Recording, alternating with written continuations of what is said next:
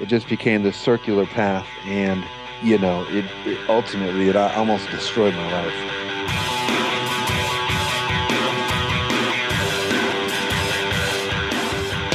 Hey podcast listener, you're about to discover insider tips, tricks, and secrets to making more sales and converting more prospects into customers with email marketing. For more information about the Email Marketing Podcast or the Autoresponder Guide, go to dropdeadcopy.com/podcast. Hey, it's John McIntyre here, the Autoresponder Guide. It's time for episode 78 of the McMethod Email Marketing Podcast, where you'll discover one simple thing: how to make money every time you send an email to your list. Now, today I'll be talking to Jesse Moskel.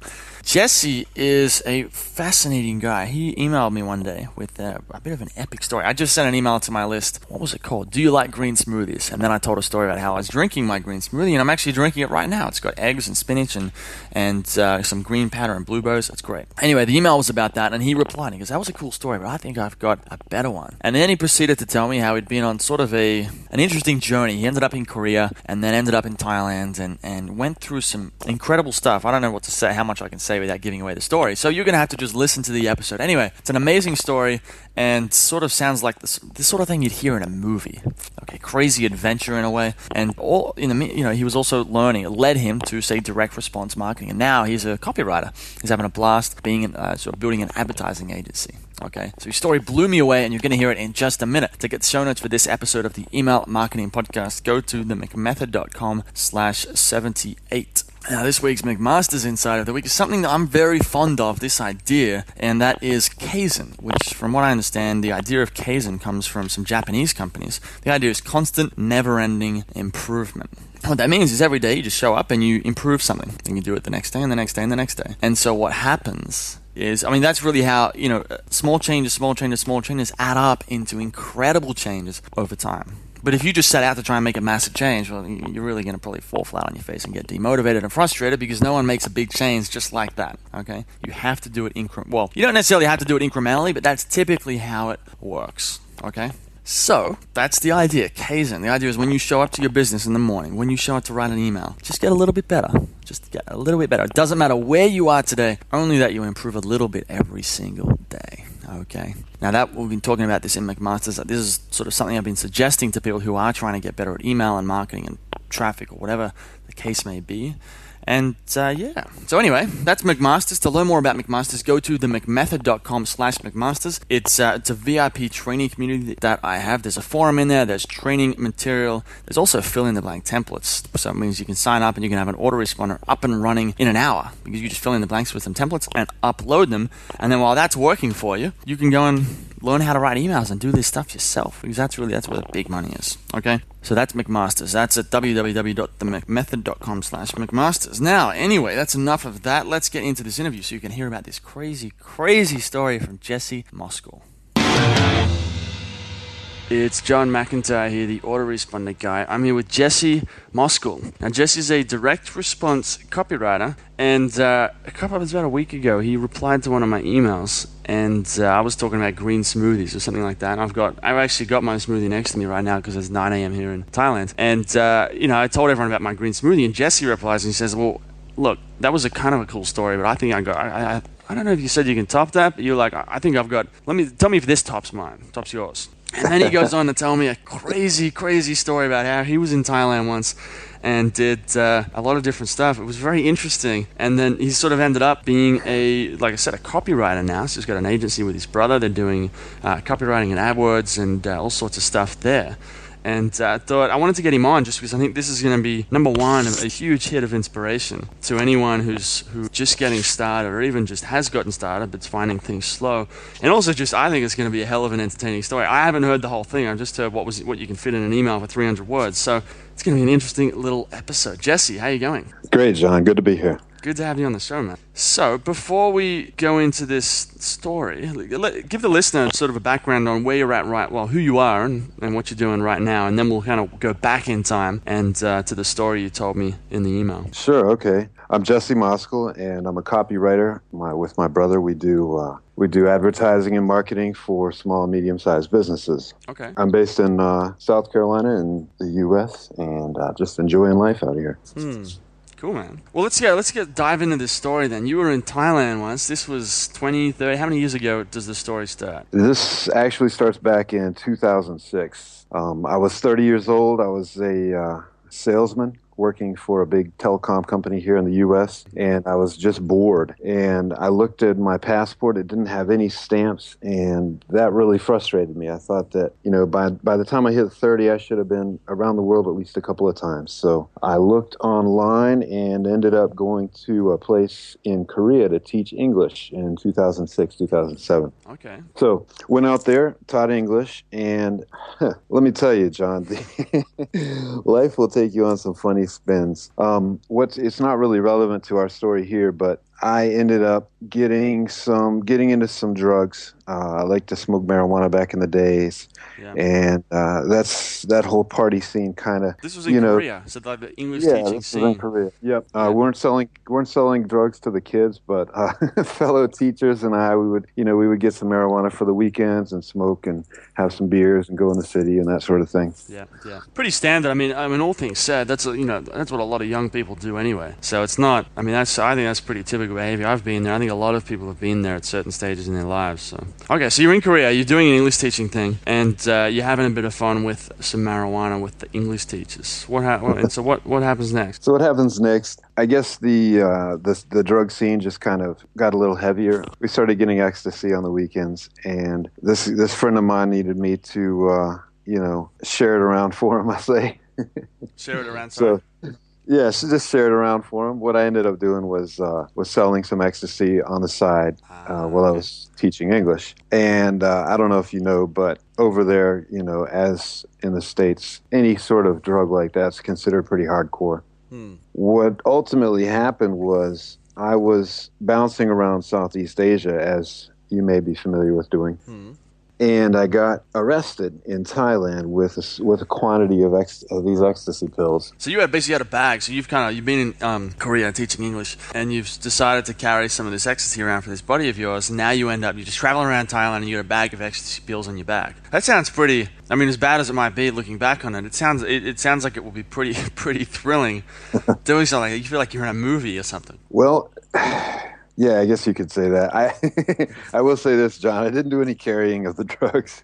Okay. I had another guy carrying the drugs around, and I don't want to get into all that stuff, but basically what you're saying is right. Long story short, the Thai police caught wind of some drugs being moved around, and they got me and another American, in Thailand. We got arrested in Pattaya, actually. Yeah. So next thing I know, I'm in a small cell with about 40 or 45 other Thai people. There's no Americans, no English-speaking people, and it's a very hot situation. I'd never been in Thailand without air conditioning before. And, most people don't go to Thailand for the men, but that's what I was with. There was a lot of men. It was crowded. It was stinky. There was one toilet. Yeah. And after about 2 days, another Thai guy came in, and he spoke a little English. So he took this document. John, now, Thai language looks like cake frosting, right? When I first saw it, I thought it looked like the Indian script, but whoever, made it wanted to make it all, they were high at the time or something, and they were drawing little twirly, spotty things on every letter. But a cake frosting works too. Yeah, well...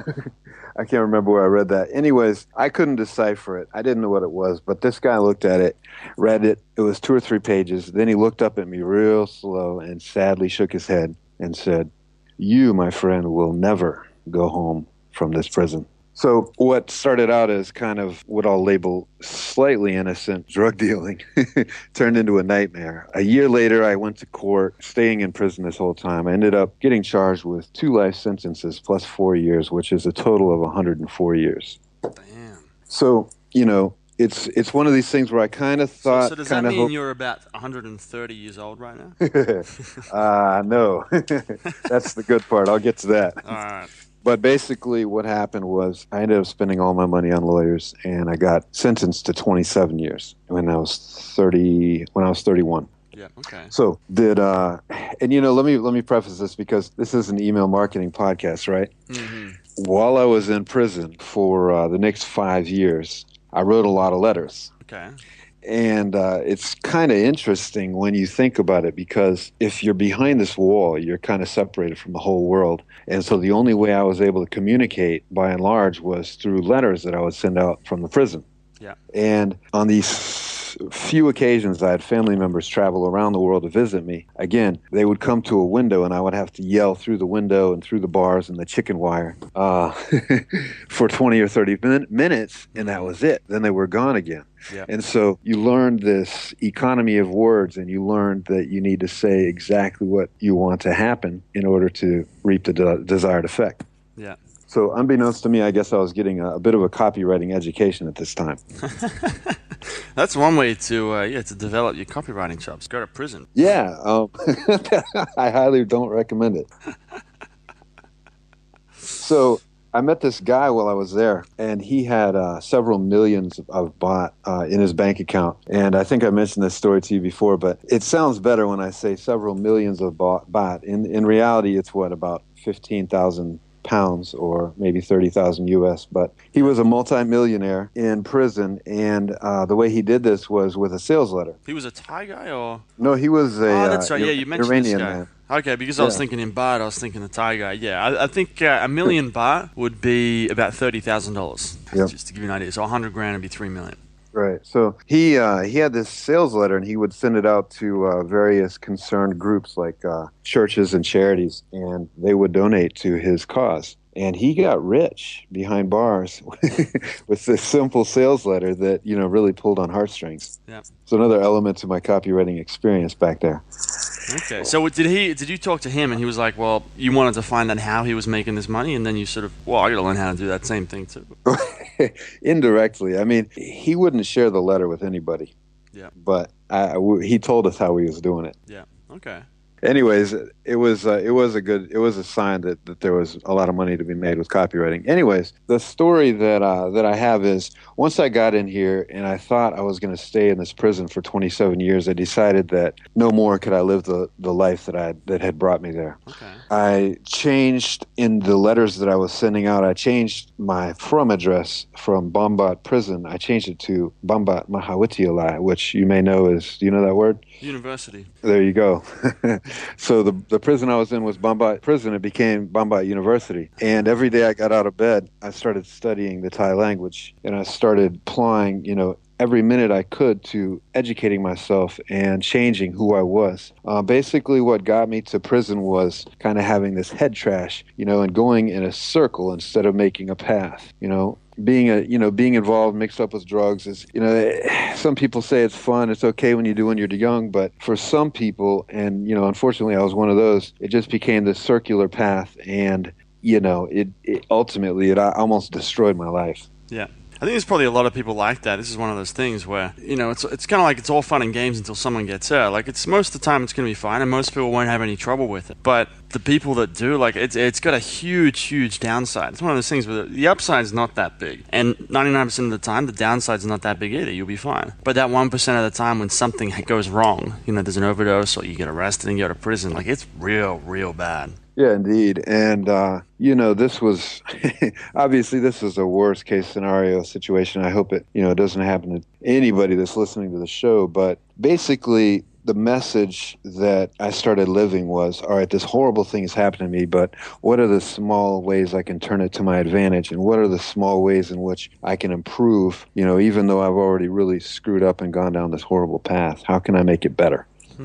That's a cool little lesson there. I think if anyone's right now listening to this trying to get somewhere, that I think before you can move past a bad situation or a situation you don't like in life, you really got to get to the point where you appreciate it, as bad as it might be, for the lessons that it can give you. And that applies to, going and learning copywriting, because you might not be a writer. Some people might be like, well, I'm not a writer. It's like, pony up, figure out how is that a good thing. But this philosophy is also, this is a very inspirational podcast, man. So someone could be, this isn't just about, marketing. This is about life. Yeah, so the great part about this story is after I spent 5.5 years here, I got accepted to transfer back to the U.S. Fortunately, the U.S. doesn't look upon the drug situation quite as dramatically as drastically as Thailand does. So Mm. they brought me back to theoretically serve the rest of my 20-year sentence in America. And 2 months after I got back, they came and knocked on my cell door and said, "Hey, we got good news.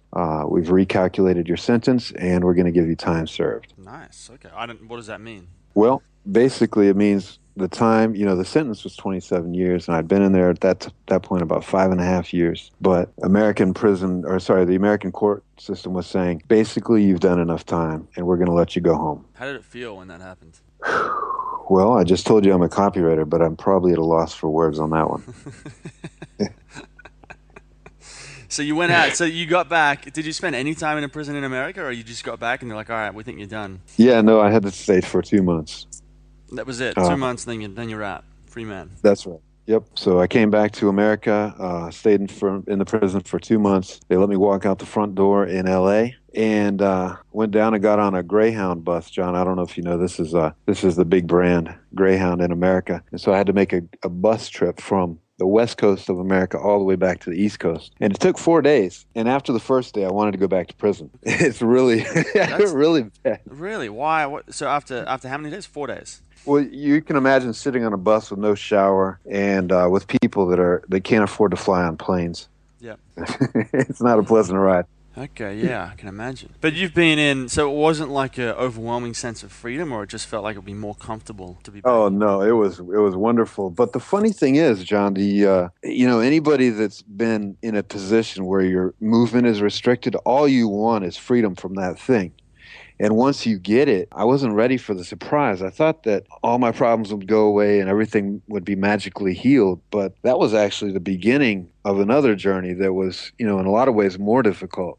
In Mm. prison, everything's sure. You're going to go downstairs, you're going to go back upstairs into the cell, and the next morning you're going to do the same thing, and nothing changes. But in real life, you've got to go out, you've got to make a living, you've got to, worry about certain things. And, it was a big challenge readapting to life outside. I can imagine, yeah. But how is it now? I mean, how long ago was this that you got out? You've been out for 5 years, or? I've been out for 13 months, Okay. and I got to tell you, it's if anybody can take anything from this, I want to say this because when I came out, I knew I wanted to share this story, and I knew that it would be inspiring to some people because, first of all, drugs are kind of a big deal, and we in America, we like to fight the war on drugs, but the truth is we don't put drugs in prison.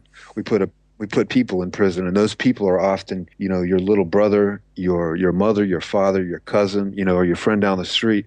Everybody knows somebody that's affected by this, by this problem. And I think what happens, whether it's drugs or any other, thing that sets you back, that you feel shame for, that's kind of the problem. Is because when I came home, I wanted to share this story, but I felt shame. I felt embarrassed about having been to prison, and I was worried. Maybe if some of my clients hear this, coming out, maybe they'll say, "Hey, we don't want a former drug addict and drug dealer, writing our copy." But it's all about realizing that things happen to us in life, and those things aren't us, but they do.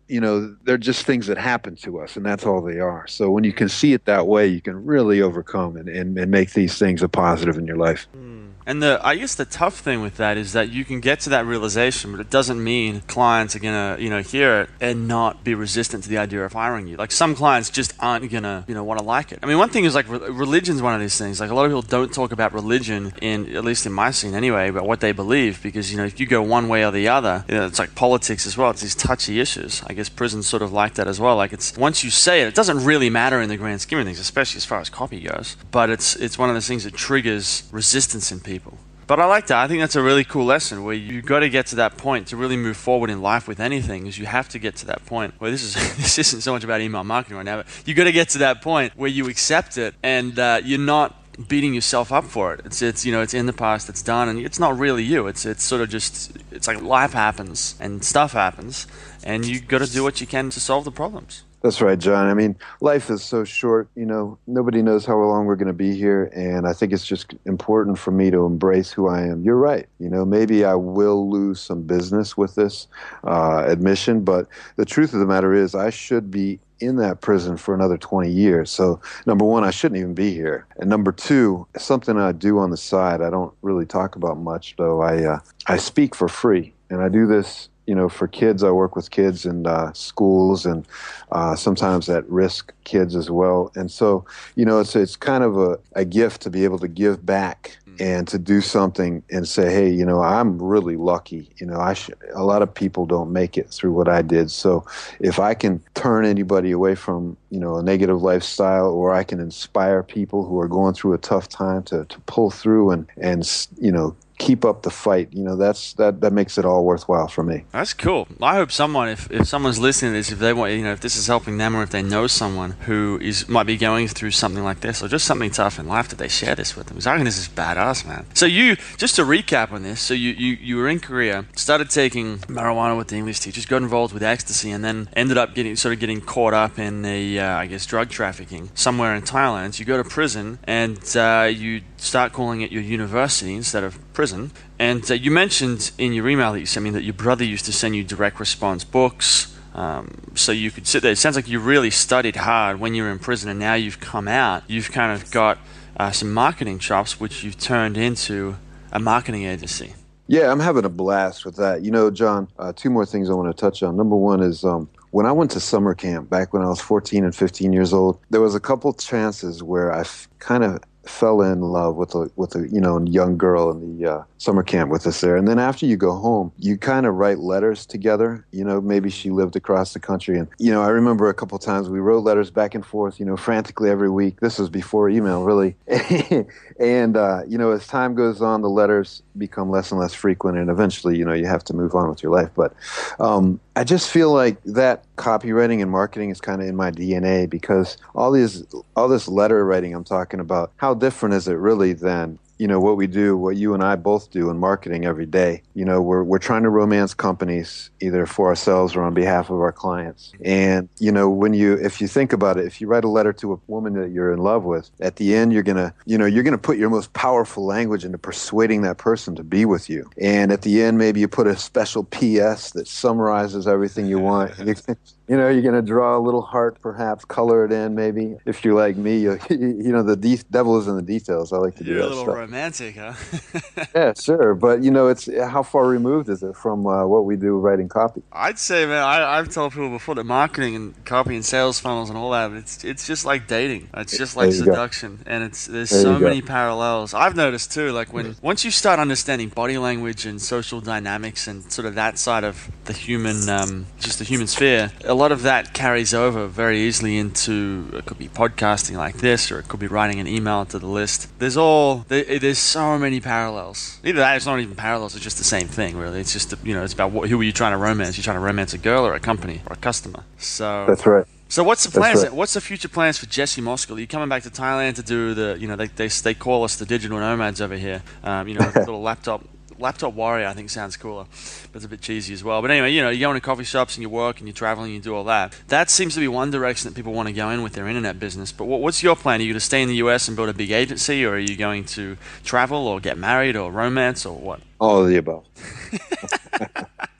Yeah, man. After so many years of sitting still and doing nothing, I really want to do everything. I'm so excited to be alive right now. There's that second story I wanted to tell you quickly, John, is one day when I was real depressed and I was waiting to see if I got a 100-year sentence or if I was going to go home, or, any other of not very appealing options came through court. I decided one day, and you're surrounded in prison by a lot of negative people that are upset with themselves for making the decision they did to get there. And I decided one day, after all this complaining going on around me, I said, you know what? I'm just going to be the happiest person in here today. I know it sounds silly, but it was clear who was the saddest person there. And I thought, there's not a lot of competition for being really happy in here. So I'm just going to try this out one day. And if it totally sucks, then I'll go back to being miserable tomorrow. So I carried that position through me because obviously it worked the first day and the second day it worked and the smiles came easier and then the right people started getting magnetized to me and I really started having a lot of fun while I was there. I'm not supposed to admit that, but it really, it's not as bad as, everybody thinks it is by watching TV and movies and so forth, but it's all about attitude. And, that position I kind of molded to myself. And now that I'm out here, I'm still the happiest person. I really embrace life. I don't know what's going to happen. I'd love to get married. I'd love to build an advertising business. I'd like to consider myself a junior Ogilvy. And who knows, man? Life is just, one big party, and I'm glad I'm here.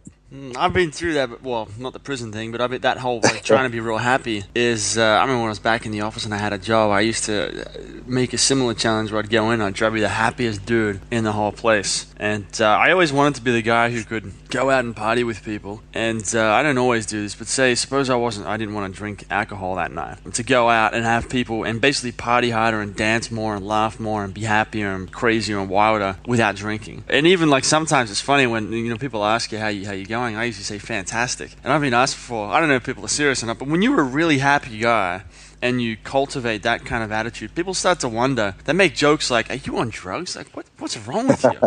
Just calm down." And it's funny because it's like, why would you want to calm down? Why would you not want to be the happiest guy around? Absolutely. It's really people's default position to be complaining and moaning and complaining about, everything that's wrong in their life when really there's just, so much to be grateful for. Cool, man. And you mentioned this podcast in your email that it was helpful. Were you listening obviously it wasn't around when you were back in prison, but it's been helpful over the last year while you've been building your business? Well, I'm a real big fan of Malcolm Gladwell, and I read all of his books when I was in Thailand. One of them talks at length about the 10,000 hours hypothesis, where, once you achieve 10,000 hours in any discipline, then you can consider yourself, if not an expert, at least a professional capacity user. Well, for me, getting home was the beginning of that 10,000 hours. So, when I discovered that I could listen to email marketing podcasts while I was driving to the gym and then keep it going, through my workout, my hours went up considerably during the day. So, I'm just a student of the game. I'm learning and I spend a lot of money on Amazon these days. Every time I get a payment from a client, I dump a bunch of it into new books and research and everything I can to learn more. Nice. Cool, man. I love it. Well, thanks for coming on the show and sharing your story, man. I really hope that I think there's going to be someone listening to this or at least a few people who are going to get a lot of value from it. So thank you. Before we go, if someone wants to email you, you said you do speaking. If they want to ask you about the agency and hire you to do some work for them, maybe they just want to chat and hear more about your story. Where should they go? Where do you want to point people? Thanks, John. The easiest place to find me is at moskel.com, Moskel.com. Cool. Great. Well, I'll have a link to moskel.com in the show notes at themcmethod.com so people can go there and get the link. And yeah, thanks again, man. John, it's been a pleasure. Hey everybody, thanks for listening. If you want to discover more insider tips, tricks, and secrets about driving sales with email marketing, sign up for daily email tips from the autoresponder guy. Go to dropdeadcopy.com/podcast. Sign up, confirm your email address, and I'll send you daily emails on how to improve your email marketing and make more sales via email. You'll find out why open rates don't matter and the 7-letter word that underlies all effective marketing and much more.